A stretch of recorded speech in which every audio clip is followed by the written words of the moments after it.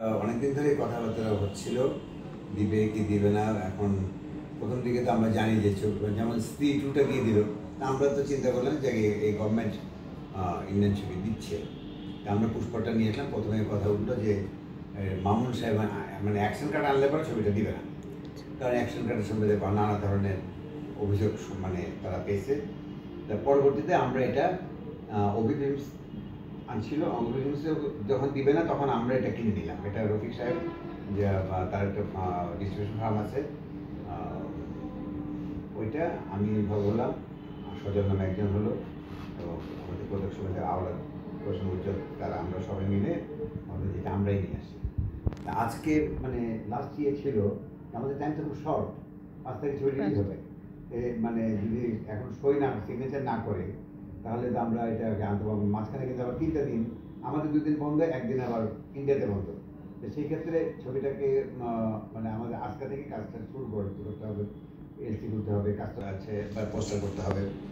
আজকে যখন গেলাম সে আমাদের আমরা কিন্তু একটা এফবিসিসিআইতে কিন্তু আমরা এ গ্রেডের একটা সংগঠন, এফবিসিসিআইতে কিন্তু সংগঠনের একটা গ্রেড আছে যে এবিসি গ্রেড, আমাদের এ গ্রেডের সংগঠন।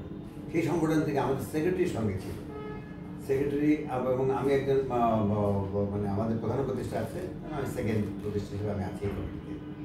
আমাদের সহসভাপতি গেছে, রবি সাহেব গেছেন, এবং শিল্পী সমিতির একজন সদস্য শিবাসন, উনিও গেছেন আমাদের সঙ্গে। চলচ্চিত্রের সাথে গেছেন উনি, সিনেমা হলের পরবর্তীতে কোনো ছবি নাই, উনি এই জন্যে গেছেন। কিন্তু যাওয়ার পরে আমাদের সঙ্গে নাহিদ সাহেব দেখাই করলেন না। যখন ওনাকে বলা হলো যে প্রদর্শক সমিতি থেকে আসছেন, ওনারা সেক্রেটারি আসছেন, বলে পুষ্পার জন্যে বলে যে আজকে আমি দেখা করতে পারবো না, তাহলে তো এটা খুবই দুঃখজনক যে এটা মানে উনি তো একটু ভদ্রতা খাতিরেও তো আমাদেরকে সেক্রেটারিকে ডেকে বলতে পারতো যে আমি একটু অসুবিধা, আপনি আমার পিএসএসের কথা বলে কী কী আছে আপনি বলে দেন, কিংবা লিখিত নিয়ে আসেন, ইয়েস নো কি না পরে জানাচ্ছি। তো পরে আমরা কি করলাম, আমরা তা ওনার যে পিএস নে কি আছেন একজন জসিম সাহেব ওনার নাম, তো উজ্জ্বল ভাই চেনে, উজ্জ্বল ভাইয়ের কথা হলো, শিবাসন ভাই ওনাকে ব্রিফ করলেন।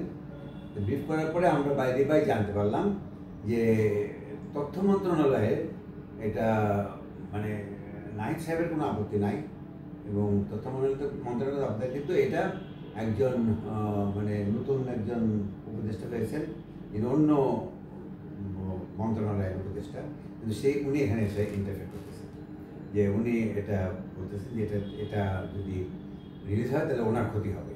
ওনার একজনের ক্ষতির জন্য তো আমরা তো পুরো ইন্ডাস্ট্রিটা তো নষ্ট হতে পারে না, তাই না? এখন আমরা পরবর্তীতে বেরিয়ে আসছি, আমরা খুব দুঃখ পেয়ে বেরিয়ে আসছি, এসে আমরা বিভিন্ন হল মালিকের সাথে কথাবার্তা বলা হলো, হয়ে হয়তো আমরা দেখবো আজকে কী করে, হয়তো জোর কালকে পর্যন্ত দেখবো, কালকেও যদি